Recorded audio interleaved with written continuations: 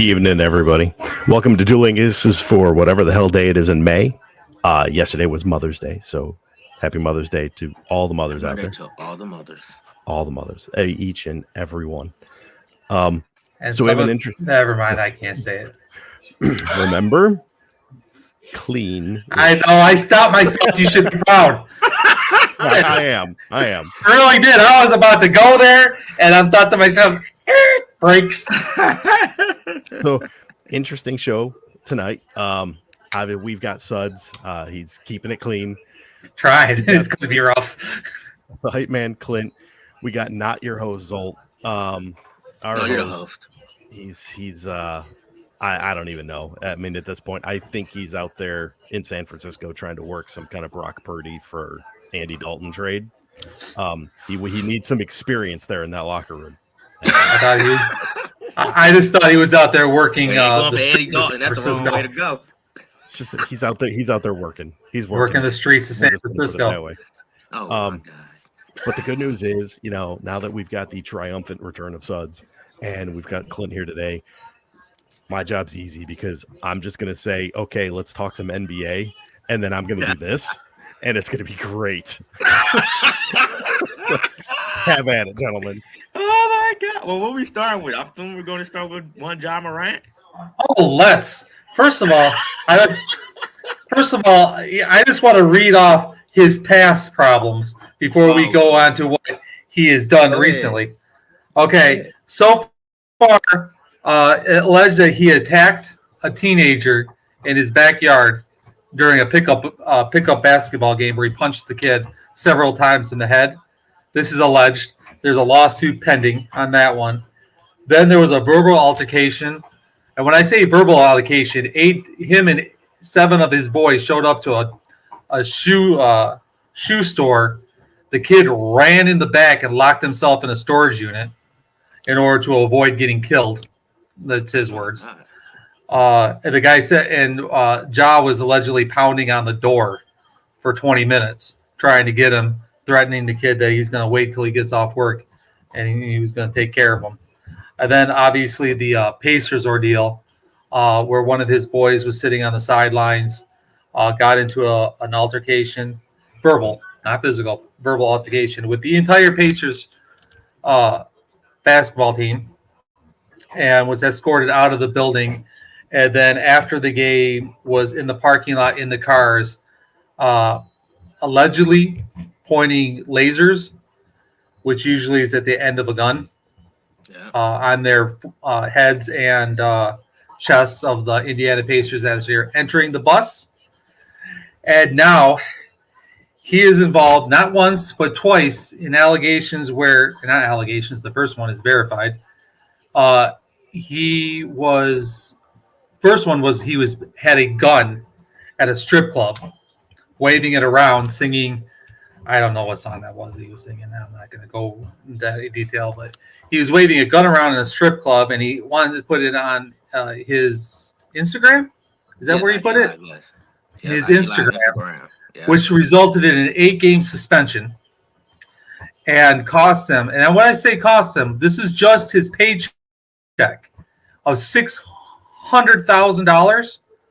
Now that doesn't, for an NBA player, that's not much, but because they did that, he lost several votes, which made it so he was not an all-star, which cost him tens of millions of dollars because he didn't make the all-star, because he was not on the all-star team, and because now he is not eligible for the Supermax extension. So it's costing him, would you say $39 million? Around $30 million. About $30 million. It was 5 for 194 now, but it could have went to 231 if he would have got the extension. Now he would have got an all-star team. Now he decided that he needed to take a ride in his car with his boys, and while driving in the car, he pulls out the gun and is waving it around. And again, he puts it on his own Instagram account. Or no, it was his boy's Instagram account. Yeah. His boy posted it on, first of all, son, you need new friends. Yeah, you do. You gotta watch the company who you keep, because you just literally your boy just literally cost you. They're looking at like a 23-game suspension at this point in time, if not for the entire season. He should get he should get around. I think he should get around probably like 25 games. Like That's what they're calling for. Yeah, you come back and do it again. He need to watch a company he keep because like all the stuff that happened, that was his boys, but at the same time, you're John Morant. So all them people, we just gonna say it was your people. That was John Morant boy. That was like your boy flashing you on IG Live. You got a gun in your hand. Like he know you probably got that gun in your hand. You probably trying to flex for the camera. But even so, why are you posting it? Why are you posting it? I mean, do you go? Is that live? Is this straight to it? Is that how that works? You basically go live, and then as soon as you go live, all your followers and everybody can see what you're doing. Listen, even in the NBA, they have a buffer. All shows have buffers now. Someone needs to figure this out. Someone needed to hit delete instantly and go, "Oh crap!" Because he said there. He had to, first of all, how stupid are you? You're in a car. You got your finger on the trigger or near the trigger, and you're waving it around. You got that thing up near your head? Really? It's the thing that kills me about John Morant. Like, I'm gonna use the term. I hate this because, like, I feel like a lot of athletes when they get when they get the bag, I feel like they hustle backwards. It's like you get the money and you're doing everything to try to lose the money. Like, bro, like you got deals with Powerade, you got Nike, you got all these endorsement deals. Like, I'm surprised ain't none of the endorsement dropped you yet. He's probably going to lose a couple though, probably after the second this one comes out. It was probably because the money is not. They can't. They got to pay him. They're just hoping for this to go away. They probably don't have a morals clause in their contract. They just assumed he was going to be good, and they forgot to write one in, so he's got no morals clause in it. I don't know. You should, because I know Tiger Woods lost all his endorsements after his little fiasco. But like, it's just you know what? You know what Tiger Woods should have lost? His goddamn driver's license. Yeah, that too. Well, think about it. All of his problems is behind the steering wheel. Mm-hmm. One. They said the first time they said he was getting chased she was chasing him out the house. Then he crashed. Okay. Again, you can't outrun your wife on foot. I mean, she's running. She ain't driving. How fast do you need to go to outrun a white woman on foot? Hey, I mean, she was like a white woman though is different. She's like 5'9". She ain't running fast. And she upset. That you don't know how that adrenaline go. Well, but you could. This whole thing. And then he broke his leg in a car accident because he fell asleep behind the wheel. Yeah, I remember that one. Wasn't that the one they said it almost killed him? Like, he was in the hospital and he has a hard time getting from spot to spot. It's cost him. He had to get another surgery too. I think he just had to get like another surgery. Yeah, this whole thing though, like, but yeah, back to John Morant real quick though. Like, he could legitimately see an entire year. He could see an entire year off. He just gotta watch the company that he keep. And another thing too, like and let's make a point money.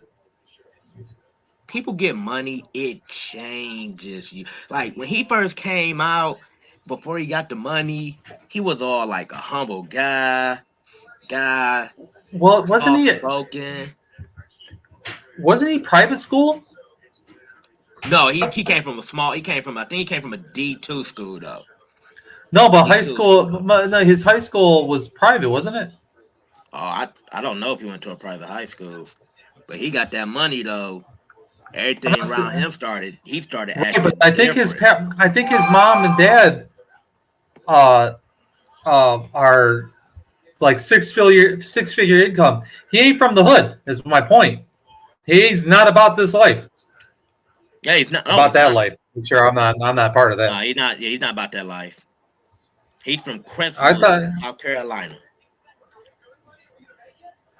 What school? What school did he go to? College or high school? High school. They said Crestwood High School in Summer, South Carolina. I wonder what kind of school that is. Because I heard something that he was a private school kid, and his parents made like 6 figures. That's not that much money, by the way. If it's anybody's interested, 6 figures could be $110,000. No, it's a public school. Is it public school? It's a public school. It's a public school.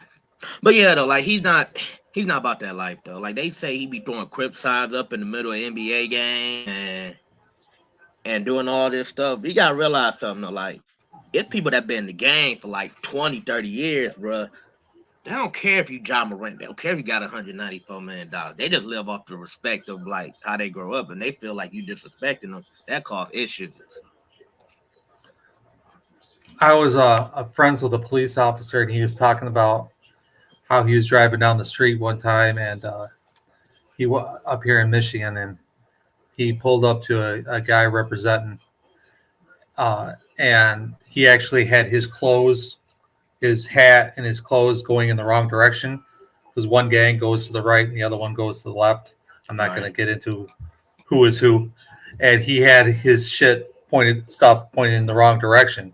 And he pulled up to him. He said, "Listen," he goes, "I don't know what's going on, but there's some problem because you're representing and you got everything going the wrong direction." And he was like, "I'm just trying not to get killed out here. So I didn't want to be, I'm wearing this, so people leave me alone." And he goes, "Well, the people aren't going to leave you alone when you're wearing their colors and stuff inappropriately and facing in the wrong direction because that's how you get yourself killed, sir." And the guy was like, "All right." And as he's pulling away, the guy turned all of his stuff the other direction. These people aren't joking around. Could end up getting yourself killed in the wrong spot. Yeah, no, it kills me too. Like, it's funny because like it's not funny, but it's just like I'm just thinking like all these athletes that like got the money and they threw it away. It kills me. Like, and somebody said it best. It's like John Morant want to live this street life so bad. But you got dudes out here that want to live the life of John Morant. You mean to tell me any of these dudes out here had the opportunity to switch spots with John Morant? Get yourself $109 million. They'll switch it in a second. In a heartbeat. They'll gladly take your spot. I'll gladly take your spot. And how many, I run that a good portion of the athletes, if they go broke after 4 to 6 years out of the league. He had that one Bengals wide receiver who he had made millions and millions of dollars, and he ended up, even while he was still in the league, had gone bankrupt, and he was living in an apartment. He ended up dying because he had tried to jump out of the back of a truck his girlfriend was driving. He was a Bengal, I believe. I know who you're talking about. I think his name was Henry or something. I think. But I know who you're talking about though. It was like a big news story at the time too. They said he had CTE or something like that too though. But I don't know, man. I just hope that John Morant get it together. Like he needs some kind of reality check. He need to distance himself away from his boys. He need new company. Like get a faithful organization. And people are saying, "Oh well, John Morant didn't do nothing wrong." I mean, where he was legally, he didn't. You can legally carry the gun without no permit and everything like that. You're the face of an organization. The NBA says you can't do that. Do that. Well, it makes them, if they don't come, and this is why he's going to get nailed to the wall on this. Yes, he legally did not do anything wrong by holding that gun because it's legal in that state to do exactly what he did. Yeah. There's technically nothing wrong with what he did. On the other hand, the NBA has been, for the past, Black Lives Matter, all that kind of stuff. Huh? Since Sterling came in. Sterling, yeah. And you have Steve Kerr, you have Popovich.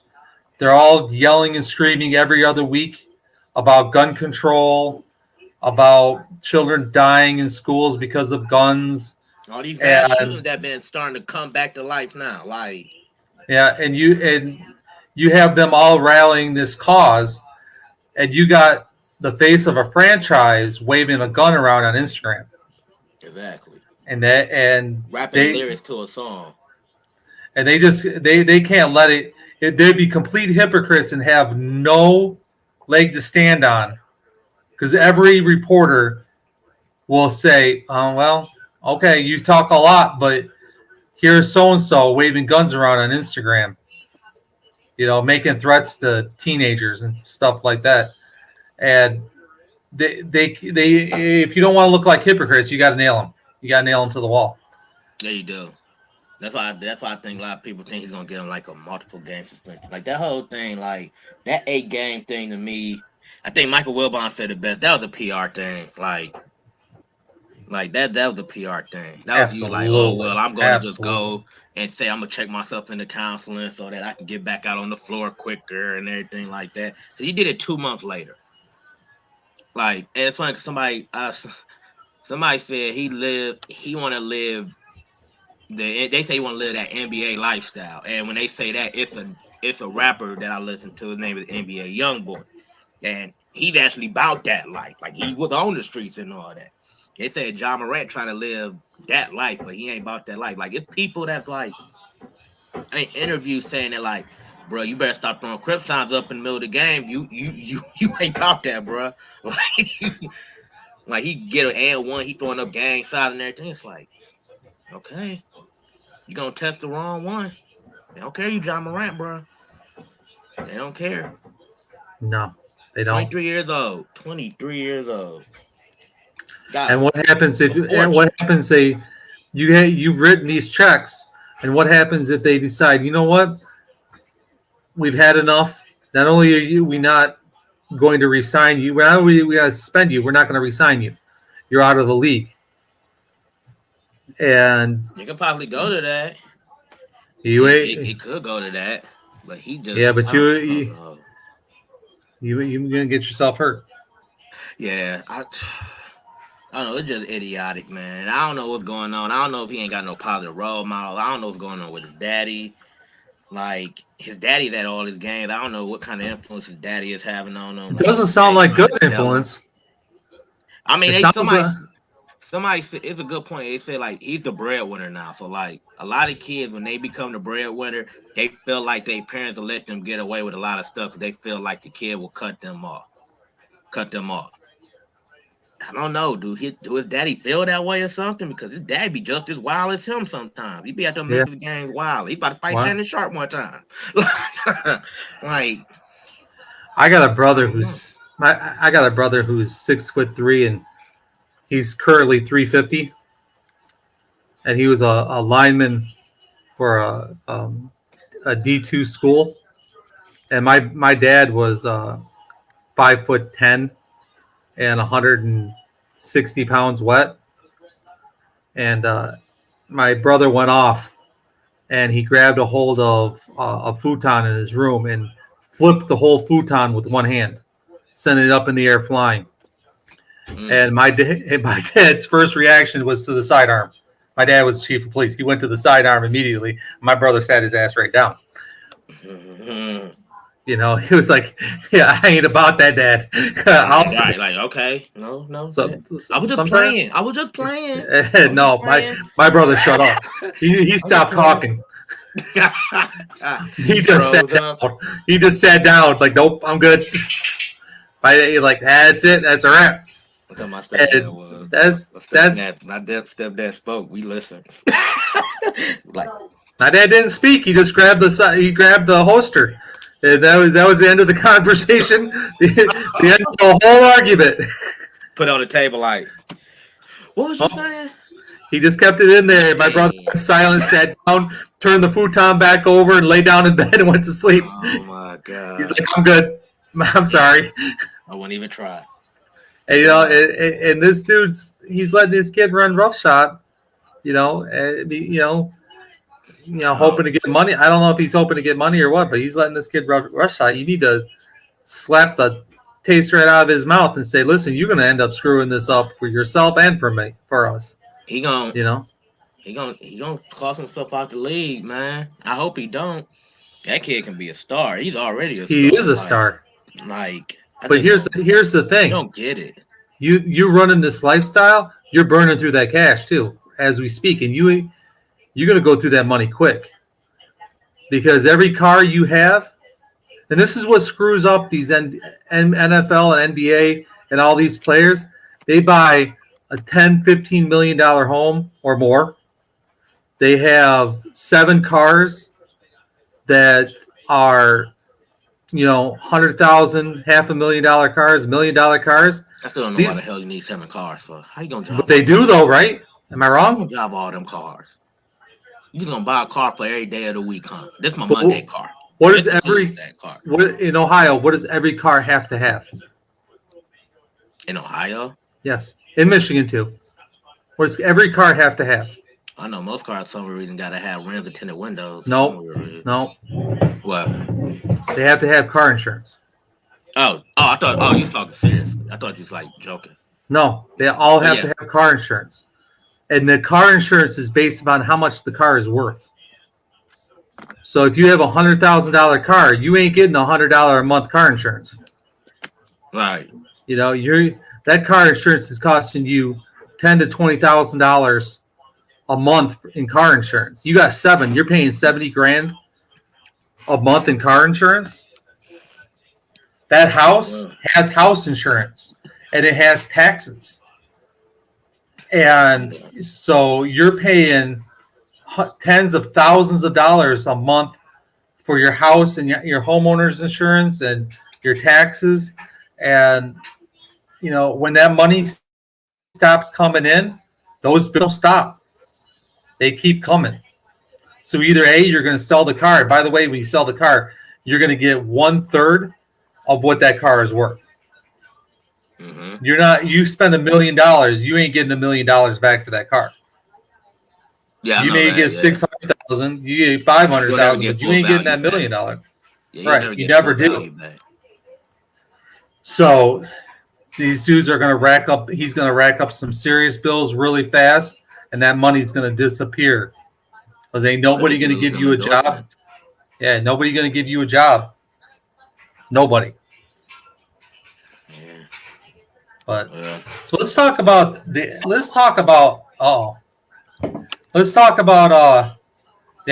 NBA games.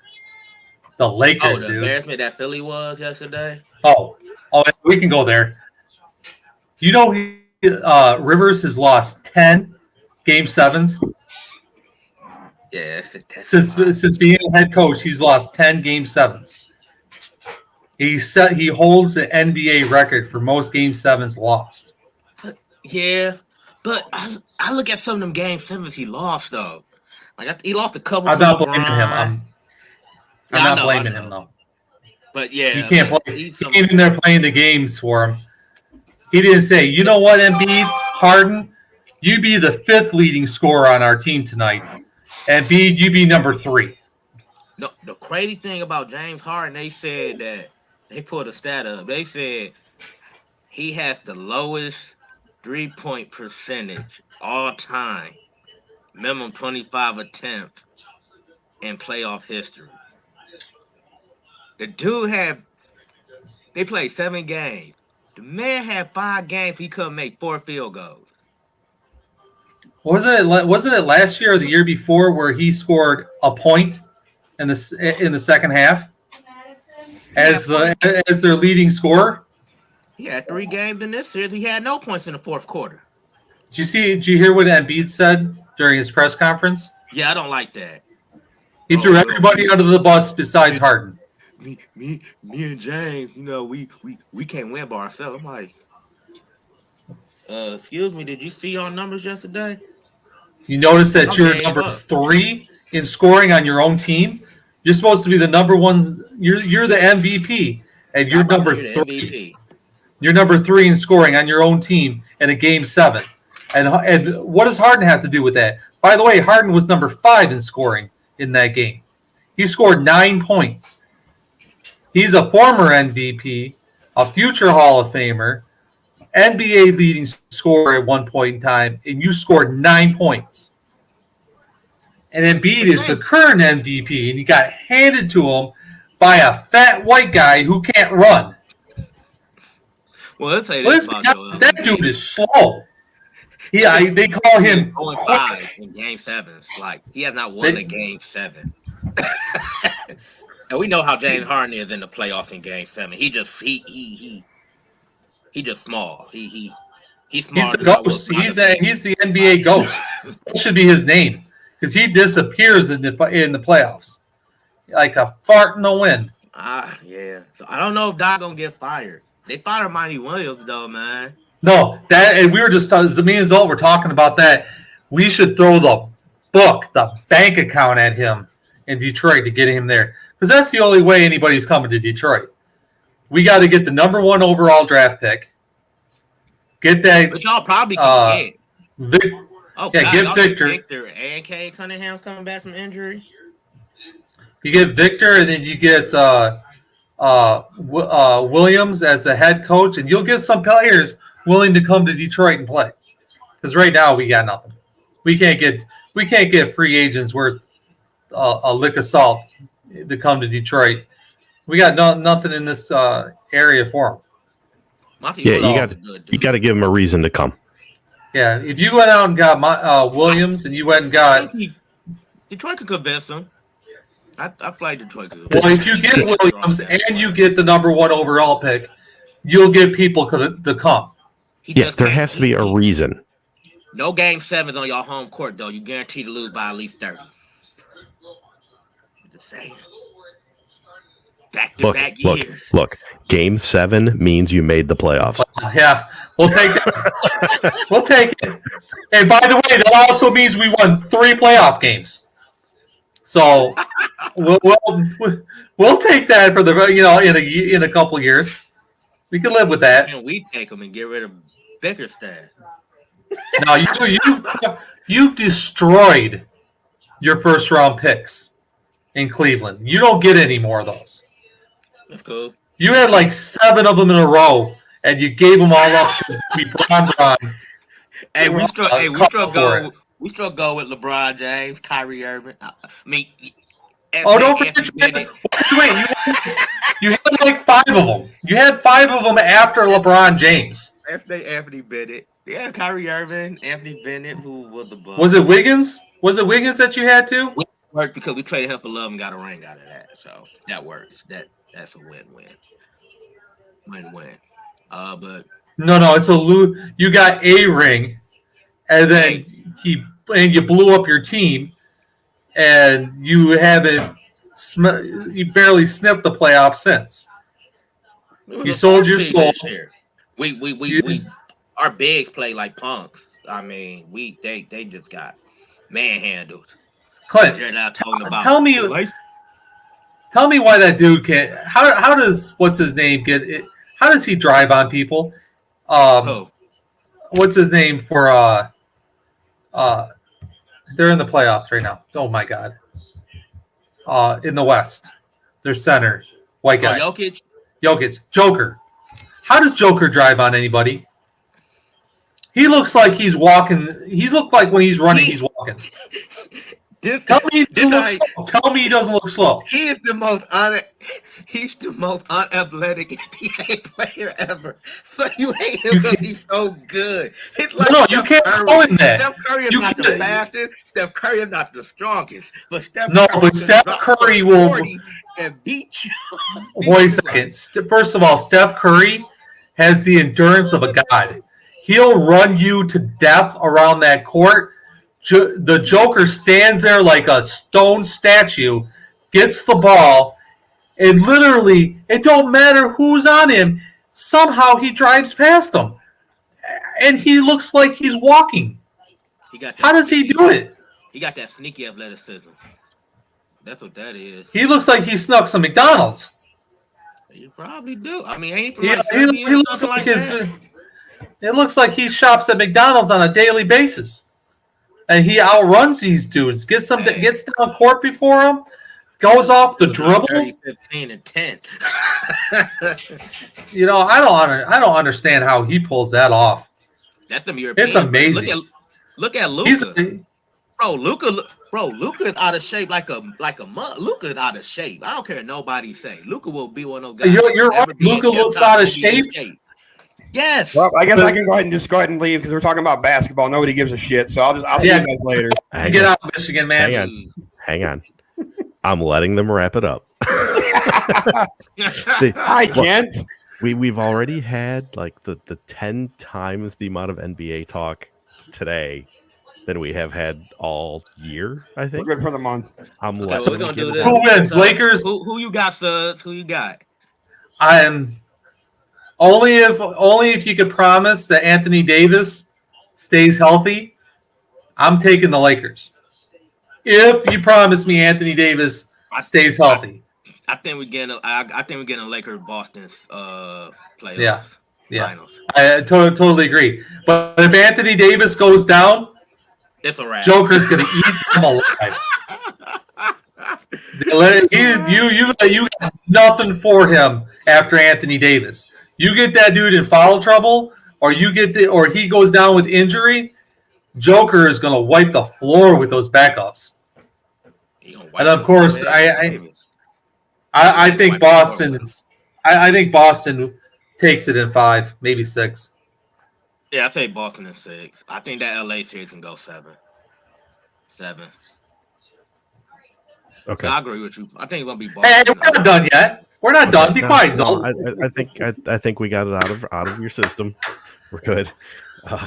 I do want to throw out there. Hang on, I have my own thing. I just want to throw out there on the NBA, regardless of however you feel for James Harden as the player. I'm going to give massive props to how he's treating the kid from Michigan State that got shot. Yeah. I give him props for that. I give him props for that. Never claim that he's not a nice guy. No, he is treating that kid right. Yeah, he did. No doubt. There's no doubt about that. That's just a nice thing for him to do. Not his clutch, Jay, because he have none. He's clutch in society though. Where it matters. Yeah, he's clutch in society. It's not on a basketball court. He might be a jerk on the court at sometimes because he went out in Houston. But as a person in society, he's top notch. Absolutely. Yeah. Well, a lot of them are though. Yeah. A lot of them are. Absolutely. I mean, Kyrie Irving might be a complete basket. So much. He might be a complete basket case. He is, but he does so much though. He does his charity is unmatched. He's an idiot, but his charity is unmatched. You could be a great guy, but you still could be dumb. That being said, we've given the NBA the floor. We're actually going to take a few minutes and talk about the NHL. God help George us. is turning over in his sleep. That's fine. I'm okay with that. And if he's sleeping while I'm doing this, he should be turning over. So we got 3 of the 4 conference final contenders already decided. So Kraken will be the 4th. I was gonna say that game 7 is tonight, and always looking. Shout out to the Kraken. Ain't like their second year. Well, that's what I'm saying. Come on, think about this. Didn't the Knights do that though? The Golden Knights and the Golden Knights and the Kraken are expansion teams that make it to what I'm saying. Come on, tell me it's not rigged. Okay. NHL lottery. Tell me it's not rigged. True. And let me get Bruiser back in here since I didn't do that. No, my computer. For whatever reason, every once in a while, Google Chrome will just decide that it wants to go to its settings and then exit out of itself. Gotcha. Damn technology. We're going through. So we've got Florida, who we've said it before. It's not necessary to be the best team in hockey. It's about being the hottest team in hockey going into the playoffs. That's one of the reasons I love playoff hockey, probably better than probably any other sport. Because it's literally like a crapshoot, bro. it can be. There's one position though in hockey that can completely dominate a game. It doesn't matter how good the other team is. Yeah. You have the best goalie on the ice by far, you go. It's like in Major League Baseball, you got 3 pitchers. You could have the other team could have 9 of the best players in Major League Baseball. and all you need is 3 good pitchers, superstar pitchers, to beat them. It feels like such an uphill battle. So when shot after shot after shot is just getting turned away like it's nothing. Yeah. And you finally get that perfect setup, and next thing you know, there's just a glove out there. Yeah. It's just so demoralizing. Yeah, a goalie can dominate. What's the name of the one goalie a couple years ago? He had like one of like greatest like Siri Miller or something. I think he was just like saving everything. Ryan Miller, phenomenal. He was just blocking. You could not score a goal on him. And then I think they got to like the Stanley, the finals, I think, and it gave up 1 goal. It was a bad goal. It was just like, I'm just glad all I care about is, hey, my team didn't make it so good. Toronto's out. See ya. Well, the snow cones didn't make it neither. Let me go through it. So Florida did the world a favor and took care of Boston in the first round, which was like the goal. That's the biggest choke probably ever. I'm assuming because like, was they like 65? They had like 65 wins. We were too busy talking about a draft to talk about 3 of the greatest game 7s in round 1. Saving it for this show. No, we weren't. I did. Hey Zoe. Yes. You want to? Yeah. I'm about to give you a preview of this video I'm about to send you. Oh, it's no. A beef history. No, it's a beef history between the Penguins and the Islanders. They said it was a brutal, contentious beef, but only lasted 10 days. I mean, they must have played a lot. Yeah. 10 days. Adam already brought it up. The Toronto Maple Leafs, I'm just happy to be here.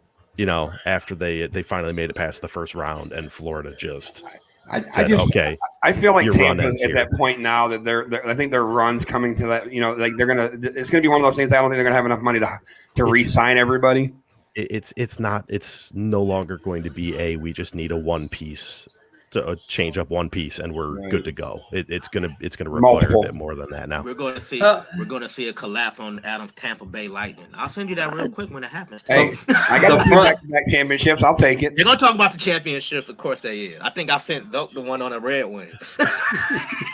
Listen, in the NHL, the biggest problem right now that they're having is a little similar to the NBA, where you can't get certain players to go to certain areas. And when you go up to Canada and you're an NHL player and you realize that when you go up there playing, you have to pay Canadian taxes, which is astronomically higher than in the United States. But then you got to turn around and come into the United States and then pay their taxes on top of it. You're getting double dipped in a lot of ways and tax-wise. So a lot of players do not want to play up in Canada. So you're seeing a significant downside to trying to keep NHL players up in Canada, the good ones, the ones that's going to be, requiring major dollars, because they don't want to pay the Canadian taxes. And, and what Suds is dancing around a little bit is, hey, look at that. Another year where a Canadian team isn't going to win the Stanley Cup. When's the last time? When is the last Canadian team to win? It was 90. It was 93, I think, and I'm trying to remember who it was. Thank you. Star, I got a question for you. Point made. Yeah. Okay, so they can't. I know you hate. I know you do. You just hate that. Do you just hate the team, or do you just hate everything Columbus? Everything Columbus. You have to get this guy from Michigan that apparently is some kind of he can become a Blue Jacket. It wouldn't be the first Michigan guy to become a Blue Jacket. That's true. It definitely would not be the first. God, they need somebody good. It's no different than how I was with this year's draft and all the Buckeye players we got. Like the Browns. I'm like, they're on the Browns now. I can't hate them. Yeah, root for the player. Yeah, we did the same thing with Dr. Peoples-Jones. I was excited when they drafted him. You shouldn't have been. You shouldn't have been. Jury's still out. The jury's in. Toronto gets booted. On the other half of the bracket, you got Vegas taking care of Edmonton. Edmonton was a hell of a fun team to watch. The problem is when all of your scoring is on one line, that's not built for the playoffs. Nope. I mean, it's just it was so fun to watch, and so fun to watch that story. And despite the fact that they're a Canadian team, I was almost sort of rooting for them. Almost. Almost. I was this close. How young are they though? Are they a relatively young team? It's Edmonton. They have been a young team for 20 years now. Because all their experienced players leave? Yes. The United States. That's generally how it is. Yes. And to be honest, the team has never been good in 20 years. So it's hard to keep players. As we were talking about, it's hard to get players when you're not good. It's hard to keep them. It's hard to keep them past that first contract. Yeah.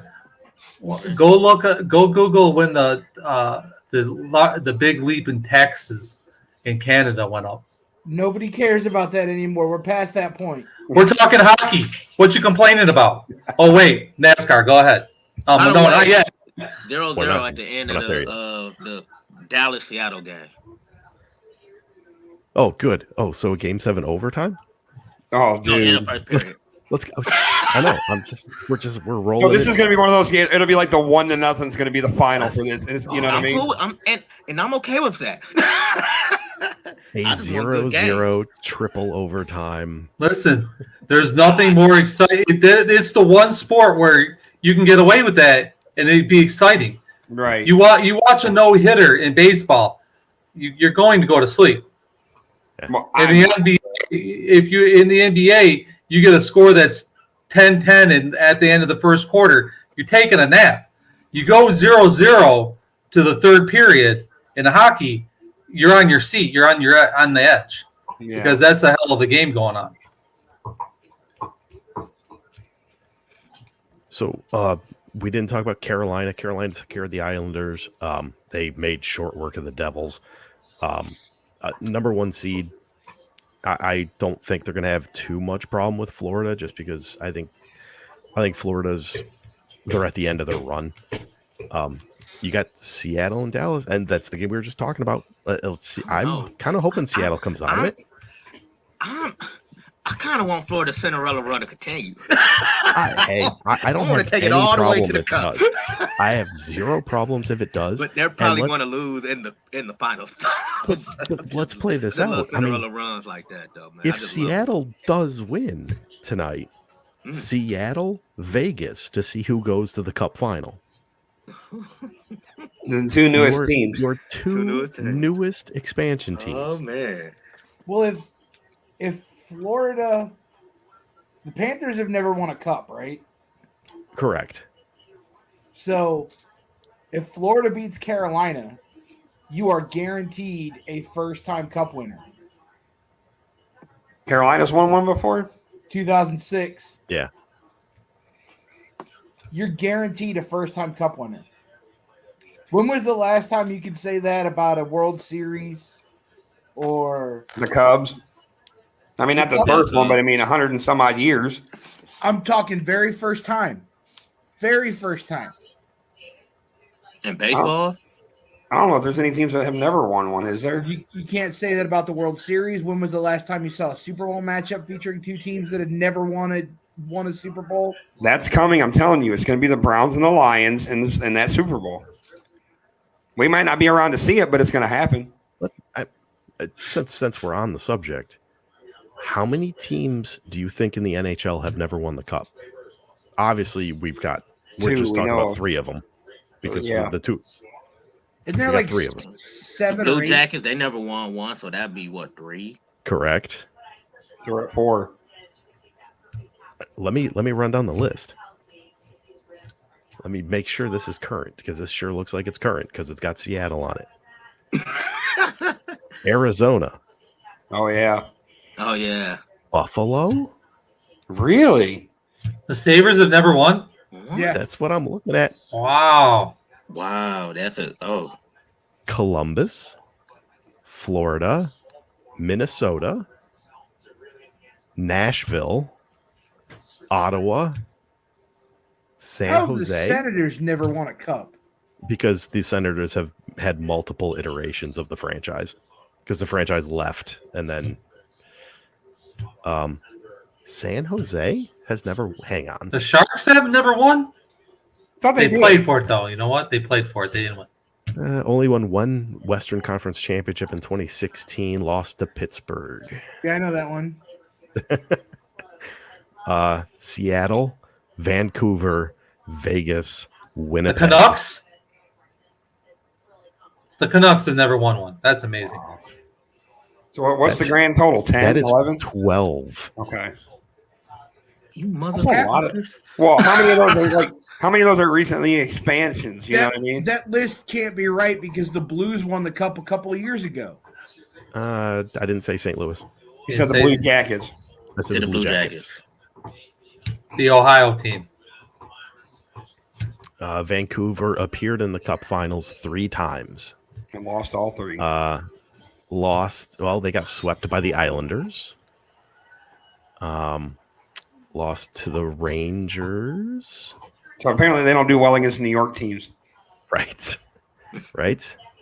And then in 10-11, they lost to Boston. They just don't like that. Isn't that kind of crazy? You've got like a third of this league has never won the cup. Well, you've also had teams that dominated for years.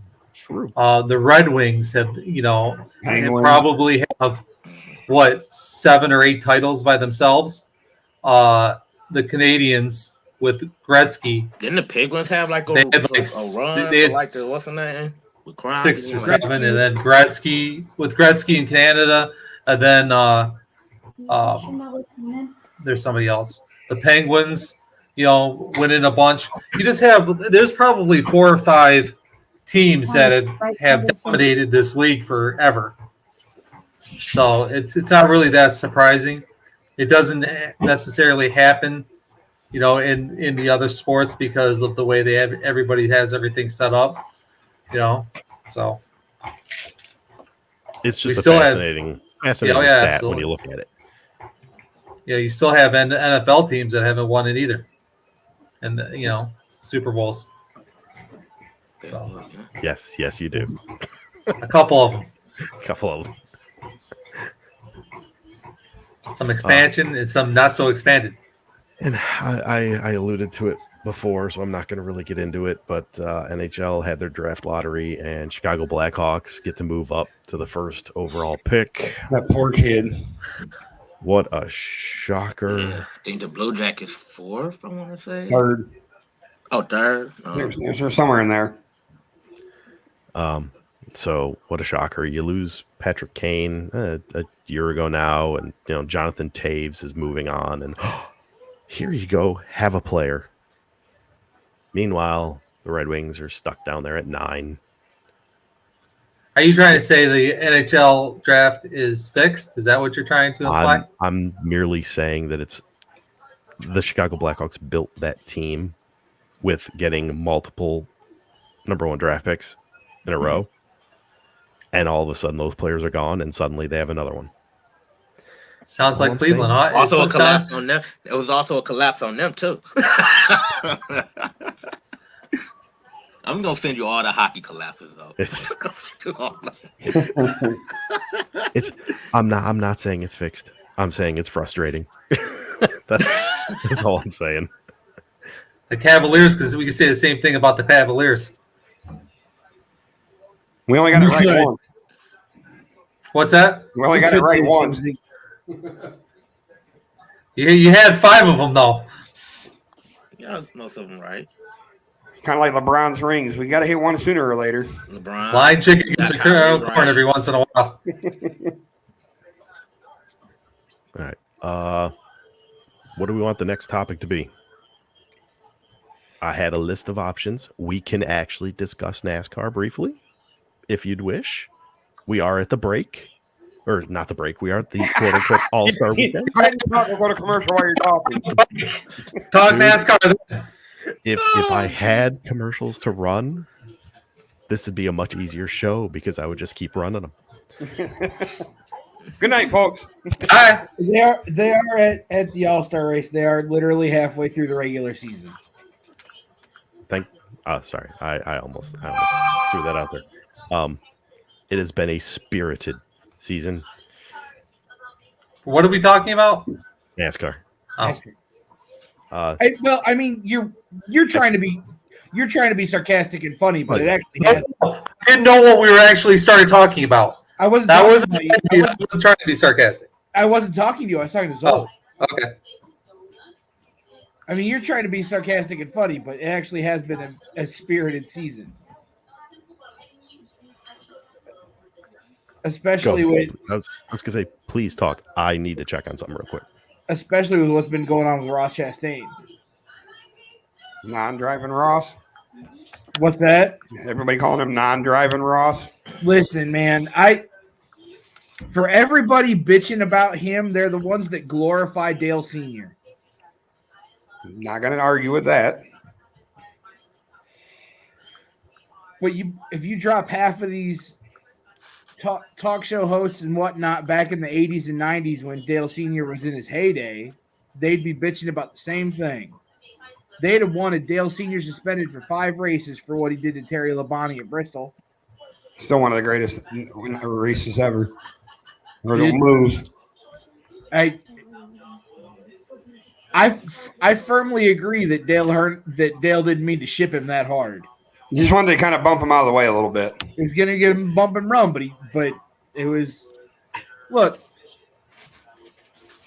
The season has been amazing so far with the different winners, the different styles of racing, what they've been able to do with the next gen car, and the fact that they're going to North Wilkesboro this weekend for the All-Star race from a track that was dead in 1996 and revamped it.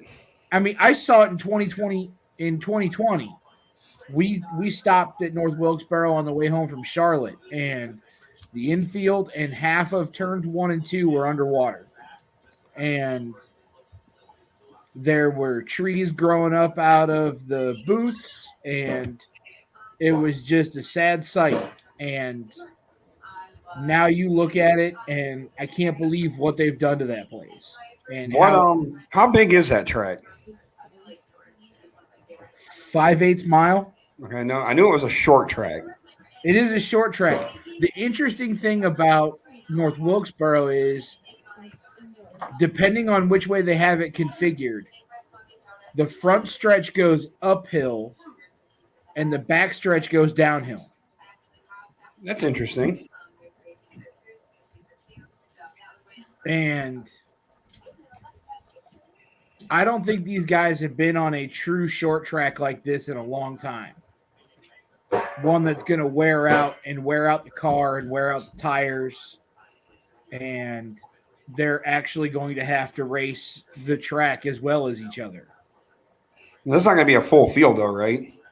No, it's the All-Star race. So I think it's race winners. Pole winners. It's the race winners from last year and this year up until Darlington. And then a fan vote, and then the winner of the Open. And so Brad's got to win in by the Open. I think he's got to get in by the Open. I think he's still searching for that first win at RFK, is he not?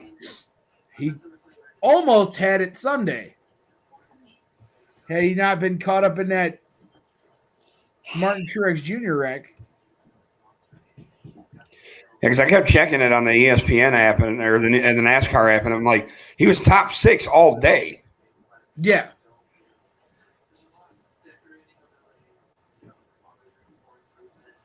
I was at Cedar Point yesterday with the wife and kids, and when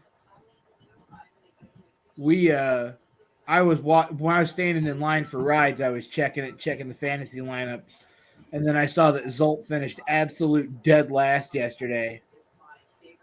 So I did a happy dance. I got to make it interesting because this is just becoming boring.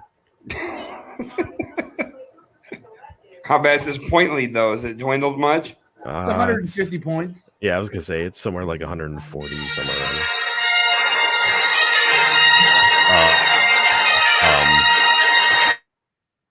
there. Yep. That's probably copyrighted. That's his ringtone. Yeah, go figure, right?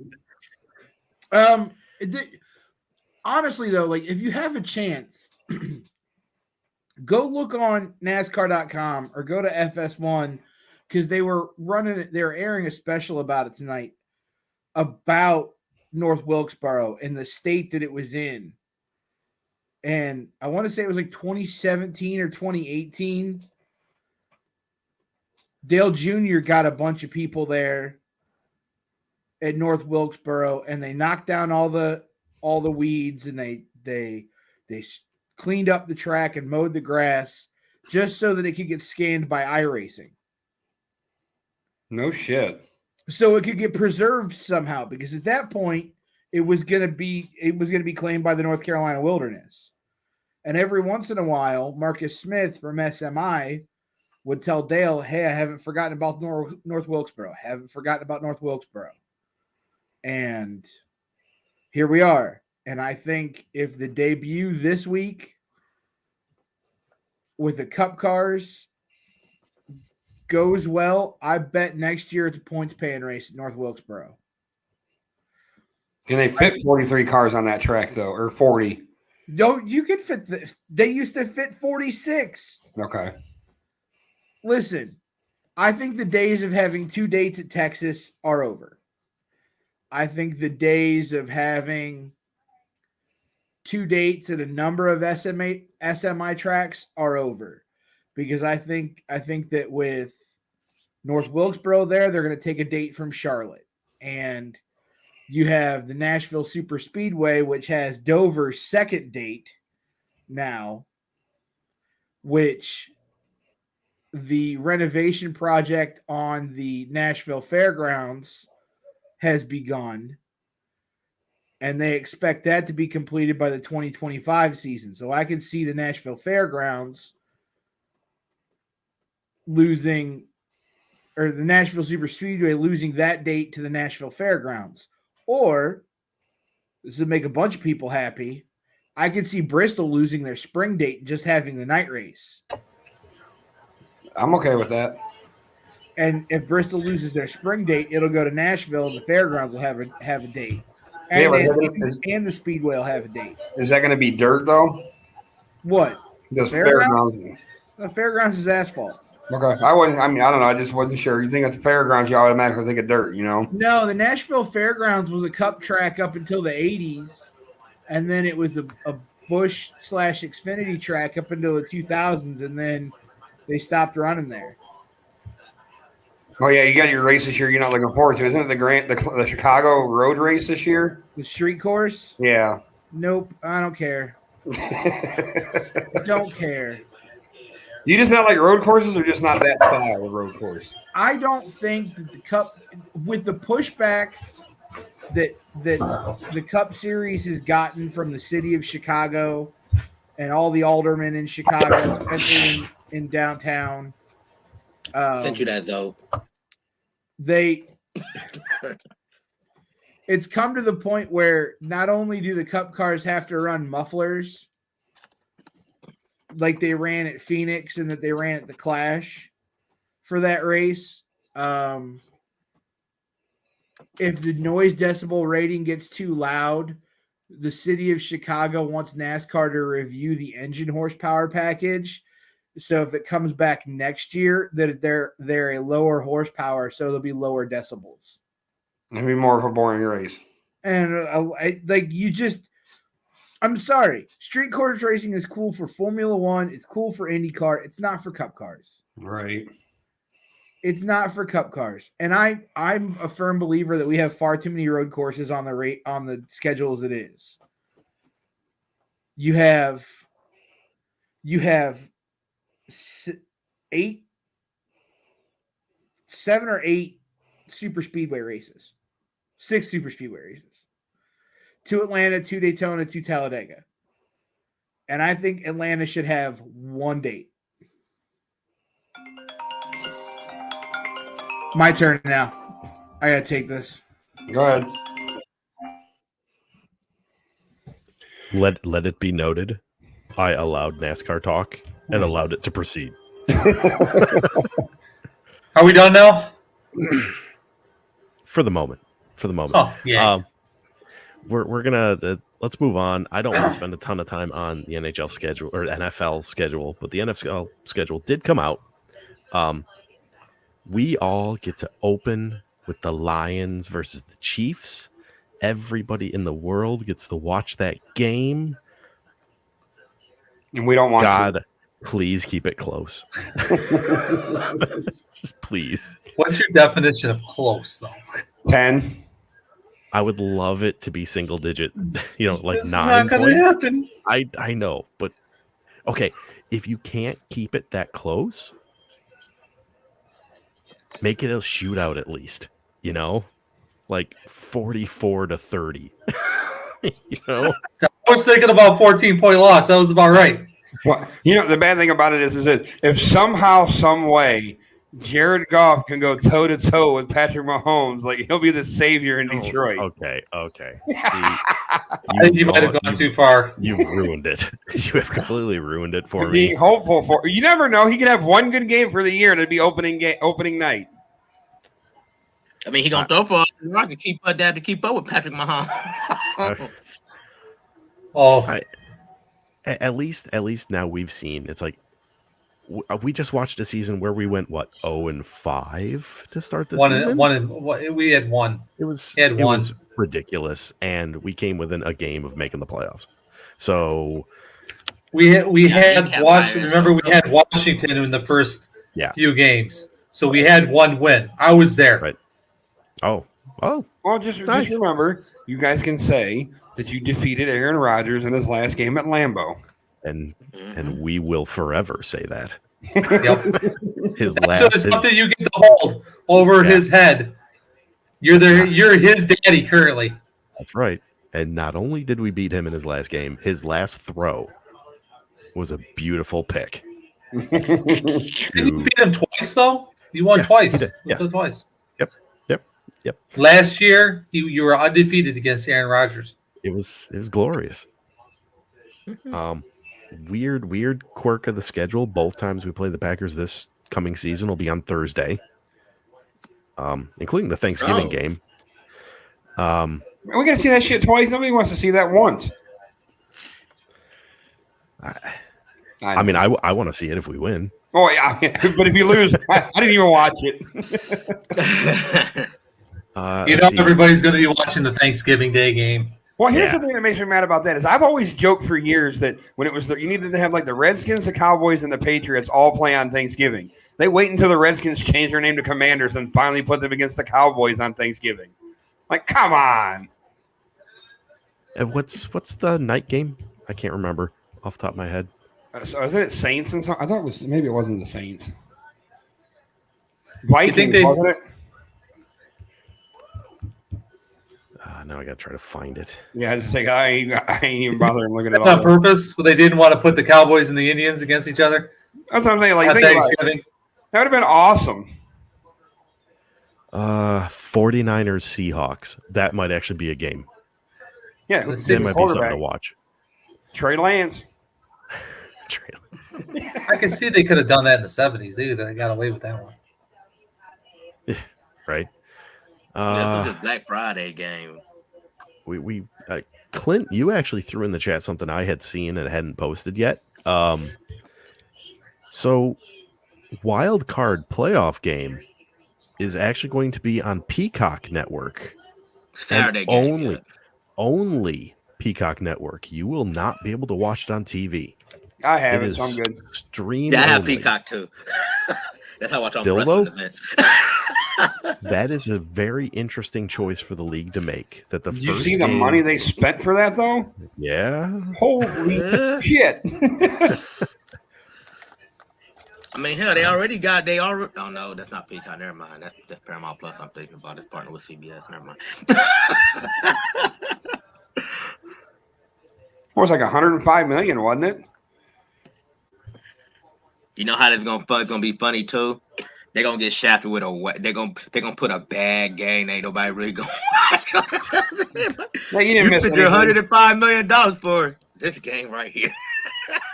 Still, I mean, it's a playoff game, and you're only going to be able to stream it, and only if you have Peacock. I get that, but don't you? Wouldn't you be very upset if you're a Peacock and you got what game did you give us? What? They for $100-something million, you should be able to pick that. Nice segue because now we can bring up the train wreck or some of these overseas games. Like I feel bad for London when they got to see the Falcons and whoever it was, like Falcons and Jags, I think, or something. Like, we can't do any better than that. Like, come on. But there's like 4 of them. There's 4 of them. Right. I know. It's not like they get one game. I think the Titans and the Ravens might be a decent one over there. That's what I'm saying. They got options. You have many games to pick from.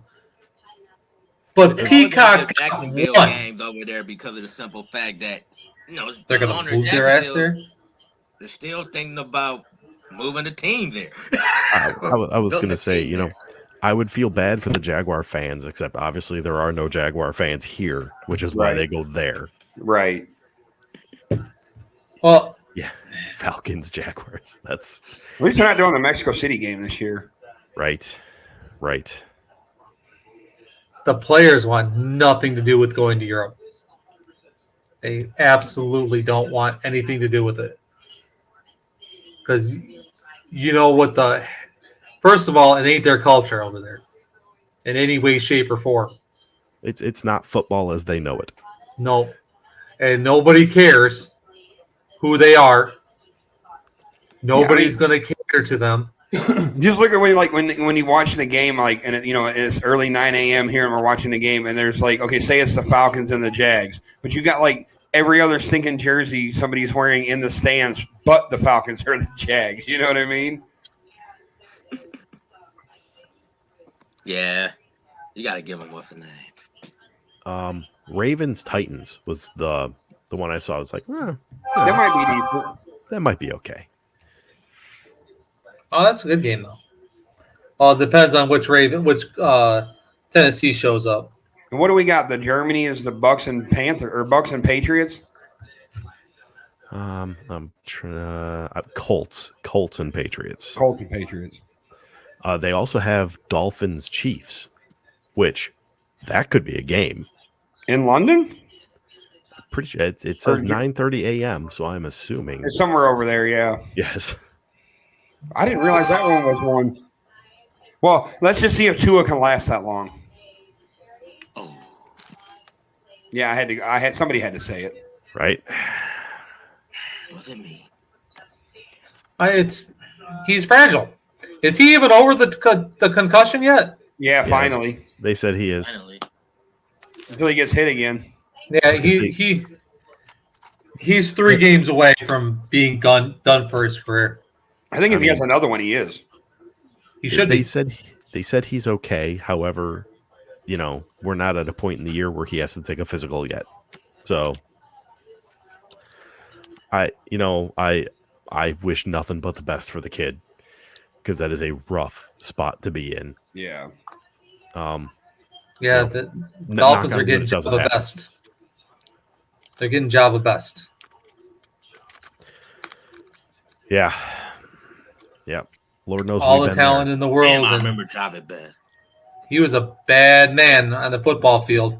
Didn't he run for the sprinting for the Olympics or something, or he tried out for the Olympics or something? Yeah. And he had the first few games of his 1 year, he had 6 touchdowns in 3 games or some crazy crap like that. So that's what happened to him. He had his was cut short due to concussions. Yeah. Yeah. I always wondered what happened to him. He'd already had a couple in college. Yes. Yep. And then he got 2 or 3 in the NFL, and he was done. Yeah. And I will say this about Tua. Like I said before, I wish nothing but the best for him. If something does happen, then I wish nothing but the worst for that franchise. Because they didn't do nothing to protect him. They threw that kid out there when he had no business being out there. Right. Yeah. He just need to get him. He just needs. And I understand a player's going to say he wants to play. He's going to. At some point, you need to step in and say, you know what? No. Yeah, I agree. The team need to step in and be like, no. No, sit down on the sideline. You're done. You're done. They should have, if they were really thinking, it was in their best interest to set him down anyways. Yeah, absolutely. There was no purpose of that. You're just setting yourself up for failure in the future. It's like, oh, well, we're playing for this season. Well, yeah, but this is your franchise. So you're playing for his career. Exactly. Then if he do get another concussion, y'all not going to resign him. He's going to be damaged goods, essentially. Yeah. And what I couldn't understand is that you could have sat there and went to the Ravens and say, hey, we'll give you Tua and we'll give you a draft pick and we'll pay Lamar and we'll take him. And we'll give him, that max contract. I was surprised that they didn't jump in. They had enough to offer the Ravens and to get Lamar out of there. I'm shocked that they didn't. Are you going to throw in Putney too? Yeah. I don't know. You can't pancake eating mother. See, I stopped.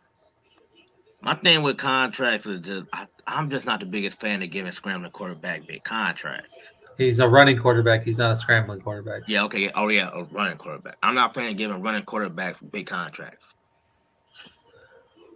But when you're sitting there with when you're sitting there with Tua, though, Mr. Glass, you got to roll the dice, and you have put all your money in these baskets right now. You got to roll with it. You got to do it. But also too, Lamar's last couple of years ain't finished the season either, though. He lasted longer than Tua did. And all of his seasons. I always thought Tua was built bigger than what he is, but I guess not. No, he's a little fella. Well, until I saw him in person when I went to the game last year with Cleveland and Miami. I think his brother's bigger than him. Yeah, Tulia. His brother's bigger than him, I want to say. Say that name again. It's like Talia or Tulia. Yeah. Tagovailoa. Spell it. Who, me? I will do no such thing. Him squinting at he's squinting trying to figure it out. Like, wait, we're gonna what? have a Sus spelling bee. We're just gonna give a bunch of names and Sus has to spell them. Nope. No. Well, it's like that. What was it? The kid from the Raiders, that Tuiasa Sopo or whatever. Remember, it was the quarterback. Oh God, I remember him. Nope. Okay. Taulia.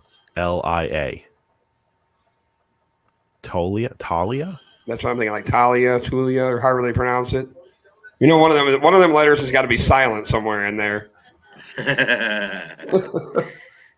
Well, it's like I never got to hear his name called, but I know the Texans ended up drafting him. Is the linebacker from Alabama, Henry? What is it, 202 or 202 or like 2-2? Low two, I think. Is it 2-2? Yeah, we call it. That was his name, 2-2. It's literally T-O''O'. Like, I think it's him, yeah. 2-2. I think I established that last time. Yeah, you probably did. 2-2. Taking us back to the Dang, schedule. that man, the name. It was a guy in the draft. His first name was literally Kool-Aid. Like, that was his name. Kool-Aid something. Nice. McKinstry. For the love of God, people. Okay. Look. Your mother named you Kool-Aid. I think that's a nickname. Right. Yeah, Kool-Aid McKinstry. Is that his real name? Yes. His name is JaQuincy. But Kool-Aid is nickname. Okay, so that's not his real name. Right. I just wanted to make sure. Hey. Because I'm willing to call CPS on anybody who names their child Kool-Aid. Hey, they still don't got what's the name be? What you got? Amara, Inquaminius, and Osiris. Equiminius St. Brown. That's definitely. He was going for an Egyptian name, okay? He was. That's all it is. Amara Nailed it. is an Egyptian god. I get it. I respect that. You went after something. If that person's name was Kool-Aid, no. But then again, you're definitely going to get yourself his first name though better. DeQuincy. Like JaQuincy. I can live with JaQuincy, but he get an advertisement for the Kool-Aid Man. He's going to be running through a wall. I just have a question. Does anybody else ever see a FedEx truck go down the road and go, "Hey, Freddie Mitchell"? Anybody else? Anybody? No. Okay. I don't understand the joke. Where's Durkin when you need him? Right. What's the joke? I don't get it. Freddie Mitchell was a wide receiver who got drafted and came out of Oh, college. he drove up in a FedEx truck. No, he called himself FredX because he always delivers. Where's he at now? Dude, he was in the league like 2 years. 3 Right, if that. Working for FedEx. He's a route supervisor at FredEx. Right. I might have to look that up. Hang on, he's got to work for reference. them. Some people you just got to give them a job. Remember that guy that was on a ship and he was lost at sea and he survived on ketchup packages for days, and then when he got back, they gave him a lifetime supply of ketchup packages in a car or something like that. He played 4 years. Yeah, Clint, you got there before me. Also, he played every game. Like he missed one game in his career, but but if you sit on the bench all the time, it's not hard to play every game. Yep. Yeah, but don't call your name FredEx though when you ain't on the field. Always delivers. Always deliver. Always deliver. You deliver that water and that Kool-Aid to them other players on the sideline. Every time T.O. come off the sideline, like, I need a drink. Here you come. Here you go. FredEx. I know of a person named Legend. And I'm not joking. The person's name is Legend. Brutal. That's brutal. You got to live. Could you imagine, like, if you're a garbage man and your name is Legend? But you know what's crazy about Freddie Mitchell though? He made the 4th and 26 catch. Maybe. I just said the one time the FedEx name came up. That's one time FedEx delivered. Okay, well, here, hang on. So first, my immediate thought was, okay, well, they picked this guy up for his return game, maybe. So I looked up his return stats. Kick and punt returns. 1 return for -8 yards. Oh, God. Is that a punt return? No, kickoff return. Oh, This is a kid who said, I'm gonna catch this ball and they're never gonna put me on kick return again. I'm just gonna drop it. When you go backwards. Yes. Anyway, back to the NFL schedule. You're trying hard. Pick? So the Browns have what, a Monday night game? One week 2 or 3 against Pittsburgh, and it's one of the double headers, right? Yeah, it's I think it's whatever. It's the ones on what? I think the other gonna be on ABC. Yeah. Hey, after you foobarred last year's all those extra great games, and you guys just put up duds, what do you expect the NFL to do? They threw you a bone, and you pissed in the pot. But now you go back to the shame. Well, the funny thing is I like how they if you look at the Browns schedule, excuse me, they have that Monday night game is like one of the and mind you, we're playing like 3 of our 4 division rivals in the first 5 weeks of the season, and then our Thursday night game, because everybody has to have a Thursday night game, it's like week 17 or week 16, like toward the end of the season, and it's against Aaron Rodgers and the Jets. Well, they'll already be in the playoffs, so maybe they'll just bench him. Game, probably. I guess you'll be playing Wilson. You'll be playing Wilson instead. And then we get the Bengals to start the season and to end the season. I looked at your schedule; it's brutal. It is. Yeah, you could legitimately, for the first 6 games, only get 2 wins. Yeah, I'm trying to get a group of people. I want to go to the Indy game. It's a great stadium. Figure why not for a road game? Go to Indy. See Anthony Richardson. He's going to be their starter. Good idea or bad idea for the NFL to throw some games on Christmas Day? Good idea. Are you going to the NBA on Christmas? I was just going to say the NBA. You're kind of going up head to head with the NBA. Yeah. I mean, I don't know if the NFL's scared of the NBA as far as going up against them. You've got Raiders, Chiefs at 1, Giants, Eagles at 4:30, Ravens, 49ers at the night game. Could you at least give us two good games instead of one? Ravens, 49ers might be okay. That's the one I'm thinking it would be the only decent one. Sorry, I'm looking at Raiders, Chiefs as being a good game because the Chiefs are going to destroy the Raiders. Just to piss off Doug, right? Right. I'm wondering why Ryan sits here and listens to our conversation, but doesn't join the show. He's too busy. Clearly not. He's listening. Doesn't want to disrupt our flow. Mm-hmm. Whatever flow that may be. Need a karaoke partner. Yeah, then we got the first ever New Year's Eve game. That was weird. We're going to be watching that. Depends on what time it starts. Well, it's Bengals and somebody. You've got a bunch of New Year's Eve games. You have a New Year's Eve night game. Yeah, that's what I was getting at. That one you're probably not going to watch. Busy getting drunk around that time. And it's Packers Vikings at 8:20. Yeah, we'll all be drunk by then. Yeah. I mean, it might have implications. It's week 17, but I don't know. That might be one of those things. Chiefs that day too. Bengals Chiefs are at 4:30. Okay, I'll watch that game. I was going to say that the 31st it's got to be a Sunday because everybody's playing. But yeah, you've got 4 o'clock is Steelers Seahawks, 4:30 is Bengals Chiefs, and Chargers Broncos, and then you've got Packers Vikings at 8:20. You are correct, sir. The 31st is on a Sunday. Now, what's the Monday night game? There isn't one. Really? Oh, that's the end of the week. New Year's Day. Yep.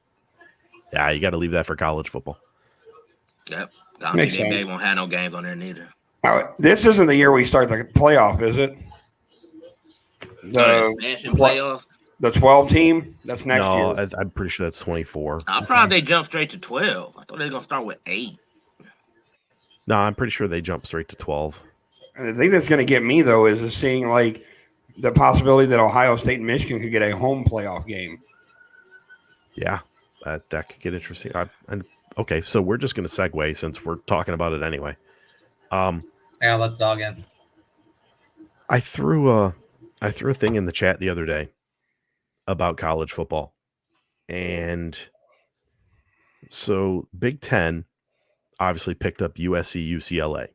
And they're not done yet. The upcoming season, or whenever that is, I think 24. Yeah.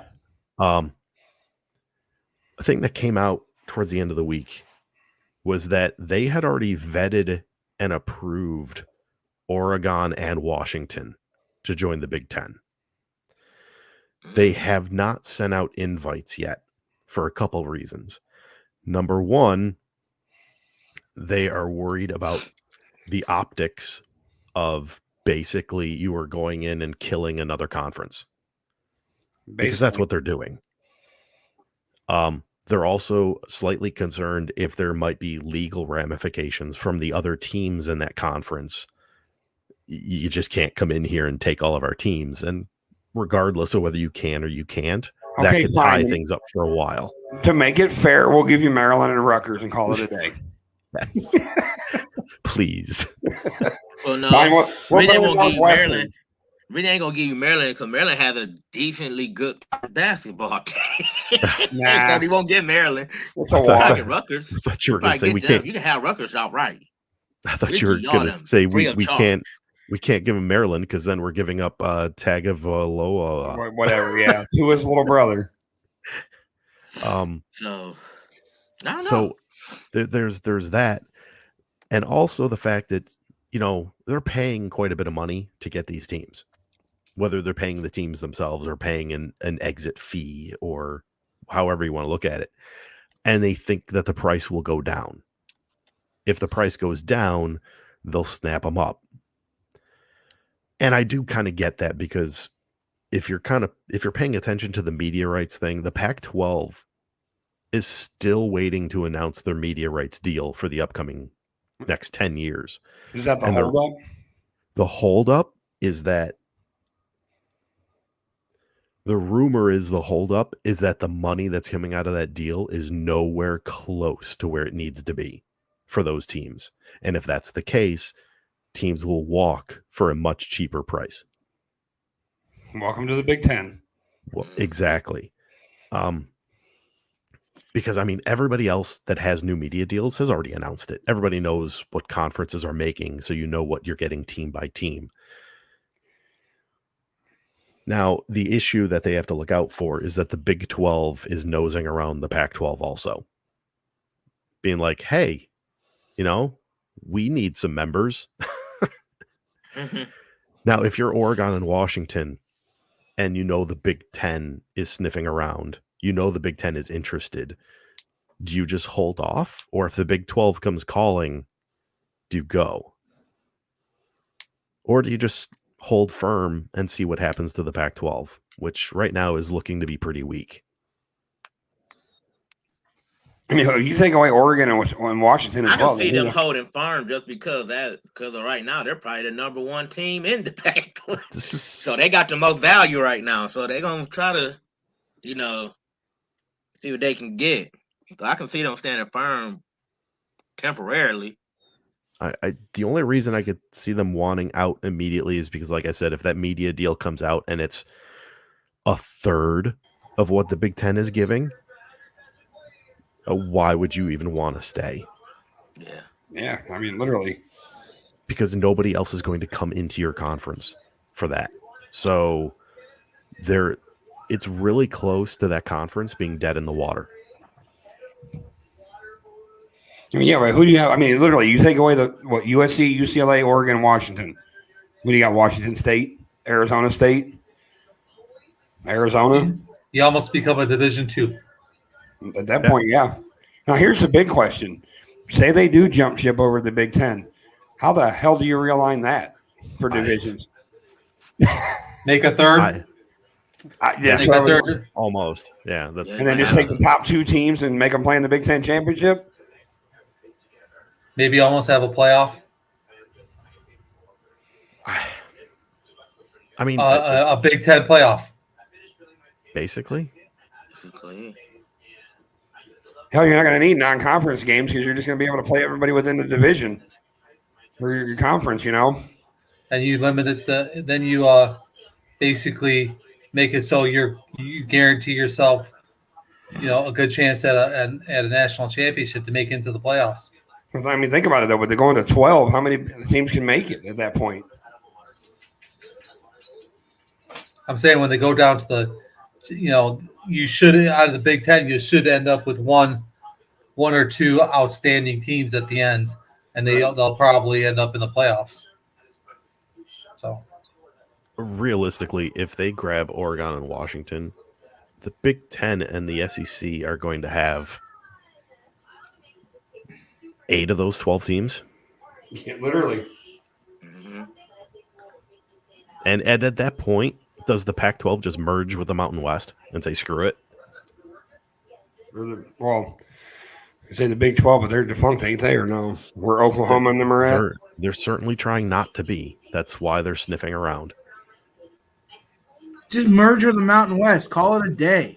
Yeah. I don't know what else they can realistically do as a conference. It's frustrating to see all this go down, and the conferences that we know and love are just being demolished and eaten. Eaten is a good word for this. Yes, that's exactly what it is. Again, nothing seems to be imminent. It's just a matter of that leaked during the week, and I just thought it interesting that obviously we saw USC, UCLA go. the fact that it's readily acknowledged now that the Big Ten is they're going to kill the Pac-12. That's what they're doing. Well, wasn't UCLA like trying to fight it where they were like the government stepped in and was like trying to fine them or something for leaving? Like, or something? Yes. Yeah, it got weird. Yep. Newsom wanted to jump in and penalize for the thought of leaving the conference. Again, it got weird. To my knowledge, it's all been sorted out. And yeah, obviously, USC, UCLA, that's USC at the very least. That's a heck of a powerhouse to gain. Yeah, the question is once Caleb Williams leaves, are they going to still be just as good? Well, I mean, they got Cliff Kingsbury, so hell yeah. Oh, yeah. Hey, how'd he do in Arizona? Oh, I'm sorry. He's one of those guys that he needs to stay at the college level. He can't go up to the NFL and do anything. He's got to stay. He's better than the college kids. No. I'm not even gonna go that route. I'm gonna say Cliff Kingsbury hired in at USC as a quarterbacks coach specifically for Caleb Williams last year to pad that resume so that he can get another job somewhere else next year. Yeah, and speaking of the rich getting richer too, is good God, Georgia goes out and gets Raiola now. The kid commits to Georgia today. Yeah, #1 overall recruit for 2024. Ohio State's going to be kicking themselves in the ass for that one, letting him go. Or letting him, not getting, staying on him enough to keep him. Ohio State going to have a down year this year. I love hearing that. I love it. That's good. I like the fact that we can be so positive on this show. I'm just being honest. Like, none of the quarterbacks impressed me. No, it's because your quarterback's not there yet. Well, you got that. Who's going to Georgia? Was it a quarterback? Yeah, yes. Raiola. He's the one that his dad played for the Lions. Was the center. Yeah, it's Dominic Raiola's son.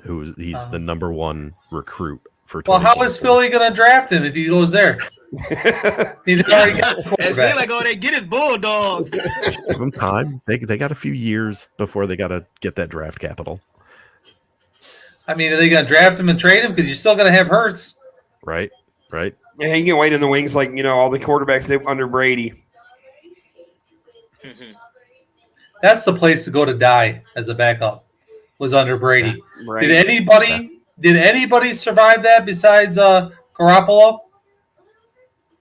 Like, go on to actually have a decent career? Oh, no, sorry. Nobody. Sorry. I thought you meant get a decent contract. Yes. Oh, yeah, they did get a decent contract, but did they go on and perform? No. No, be successful? No. He's obviously not someone to watch and to try to emulate. Right. That actually really upsets me because I realized I forgot to post something in the chat, which was a picture of apparently there's a Tom Brady at Michigan that just won something in track and field. And I was gonna throw it out there and just like, you all thought you were done with Tom Brady. He just will not go away. He won't go away. And just I got to throw it out there since I brought up the school. Michigan men's lacrosse, first time ever winning the Big Ten title, first time ever making the NCAA tournament, and beat number 8 ranked Cornell over the weekend in overtime. Pretty sure they got Duke.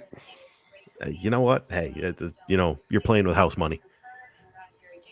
Anyway, I'm not going to get into that. I'm going to go into happier topics, which since we're talking college football, Suds, I got a question for you. How much longer is Mel Tucker going to be there at Michigan State? 2 years. 2 years. Okay.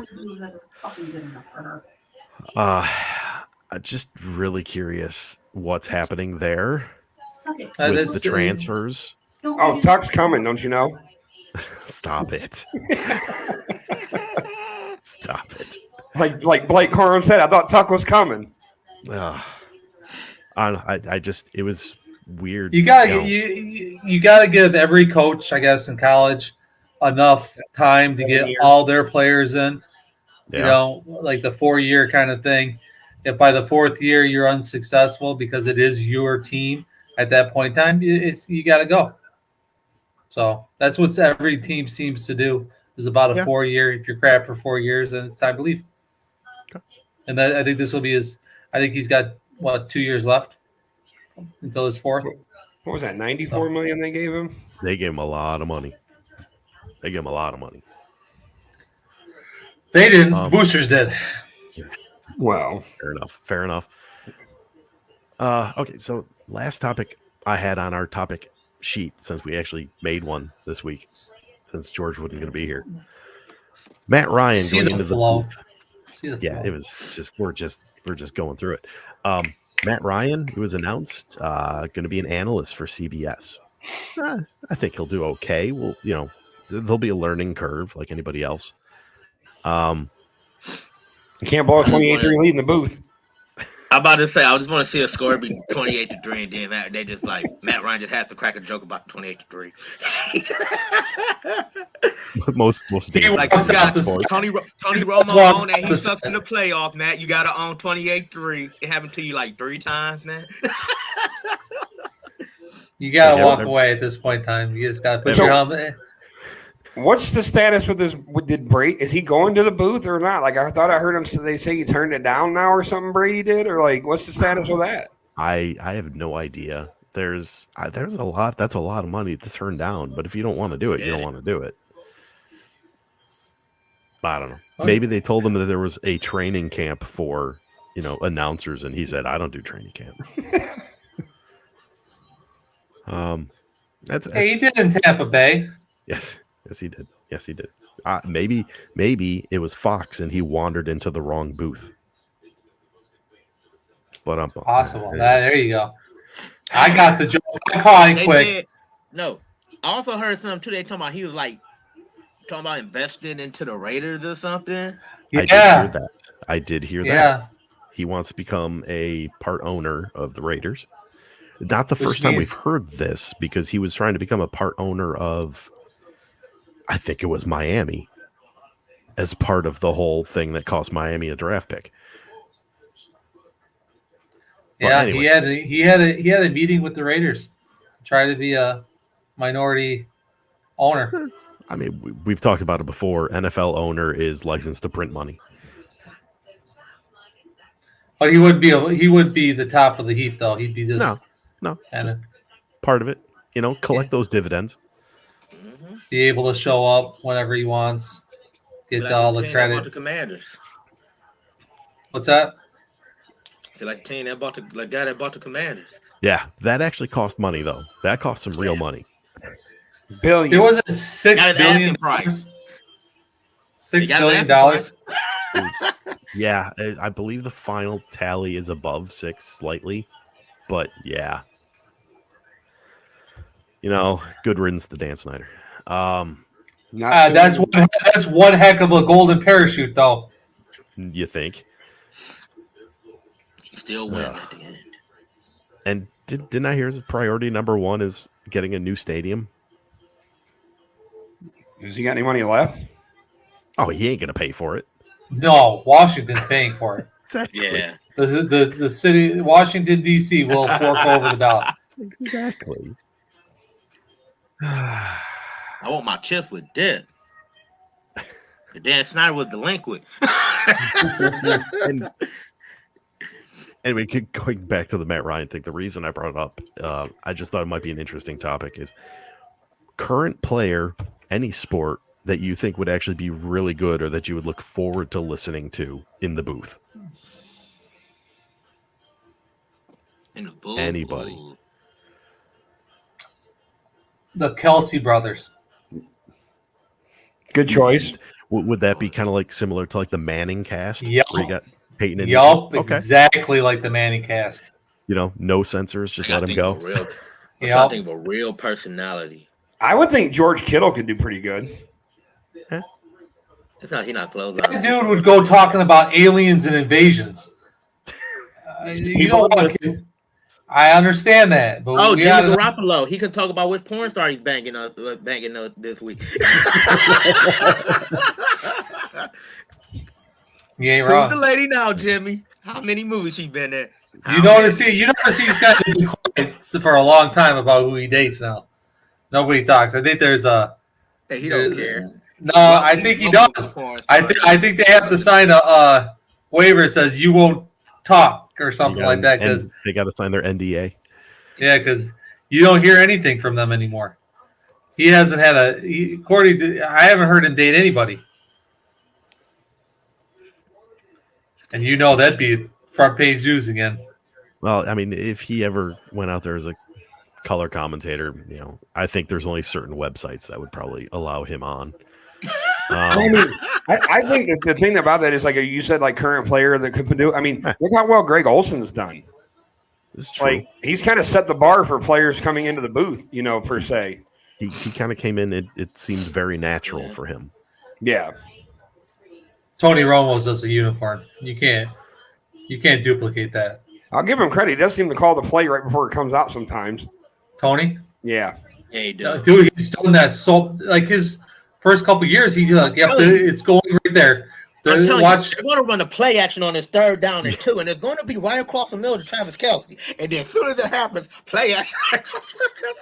Yeah, if they put him in motion, it's going to be to number 40. It's going to be across the middle to so-and-so. If he goes in motion, here he goes. He's going in motion. Okay, it's going to go so-and-so. Right now, hike the ball. Yeah. All right, there you go.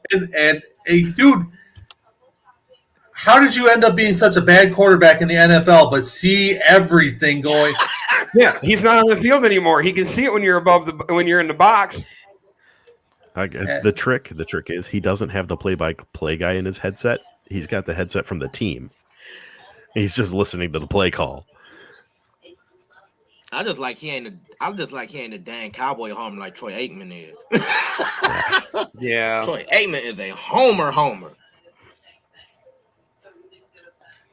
I wonder who rides somebody more, him or Joe Buck with Kyle Schwarber. No, I haven't heard Joe Buck in a long time, and I'm happy. I'm happy too. He can go away. Bye-bye. You can tell on almost every broadcast, I think, go on TV exactly who the broadcasters are rooting for. As soon as they start talking at the beginning of the game. No, the thing that I hate that ticks me off more than anything with these like especially being a Browns fan is why is it the Browns will be having a damn good game for once and they always got to throw out some sort of stat that always bite us in the ass. Adam Archuleta is good at doing that. They do what? I'm sorry. They always throw out a stat that somehow finds a way to they'll say Cleveland is is such 20 and 50 when leading after 3 quarters, and then we end up blowing the lead and we've been winning all game. It's like, why do you got to even throw that out there? Just leave shit alone. Don't even talk about it. They always do something whatever. If you guys say, well, obviously don't get the Browns games up there, but they always got to the Browns will be having a damn good game for once, and always some stat comes in, and as soon as we see that, we know it's over. It's always maybe the fact that it's the Browns. It's not the commentator. It's that the Browns suck. No, it's just they got to throw history. It's your history. It's not the commentator's fault. It's your history. Well, they don't need to bring it up every game, okay? Leave history in the back there in the past. It's history for a reason. Okay. God help us if the Lions are actually successful. Do you have any idea how many times we are going to hear never played in the Super Bowl? True. Do you have any idea? It will be constant. Just think, though, if you guys ever do make it, it'd be one of those ones where I think there'll be a lot of people betting on the Lions, depending on who you play, just for the fact that. If we ever make it, you know what? It was a beautiful city. I hope some of it is still left at the end. I don't know. You know downtown is going to go up in flames. Downtown Cleveland came up was still safe. That's the Cavs won their championship. And they had 2 million people down there. It's because you set the lake on fire. Well, after they won the championship, it was mellow. I mean, outside, I think they said somebody was destroying a fire. No, they said a fire truck got tipped over. I'm like, how the hell a fire truck? It's Cleveland. They'll find a way to do it. I don't. Listen, as long as they go 1 mile away from Ford Field, go ahead. Yeah, this is true. You're not wrong. You are not. Go 1 mile away from Ford Field. Yep. Burn it down, baby. Because there's nothing there. You're doing everybody a favor. I was good. That covers the casinos too, right? We're good. Well, 1 mile away is the casinos are gone. The casinos are within a mile. Okay. You have to go at least farther than a mile, maybe a mile and a half. Burn it. Go ahead and burn it down.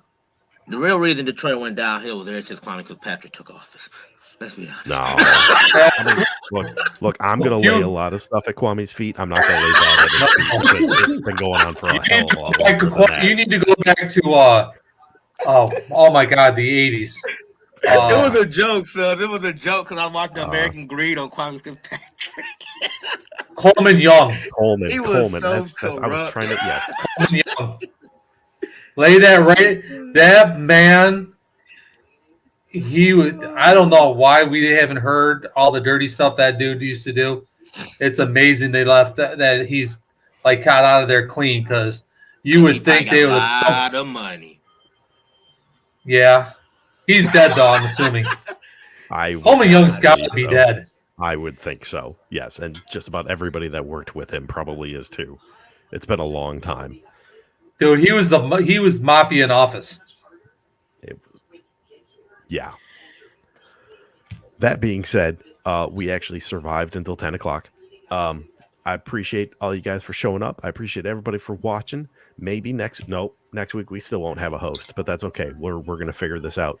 For Suds, for Clint, for Adam, for Bruiser with the internet, from Zolta at the Villa. Peace out, everybody. We'll catch you on the next one.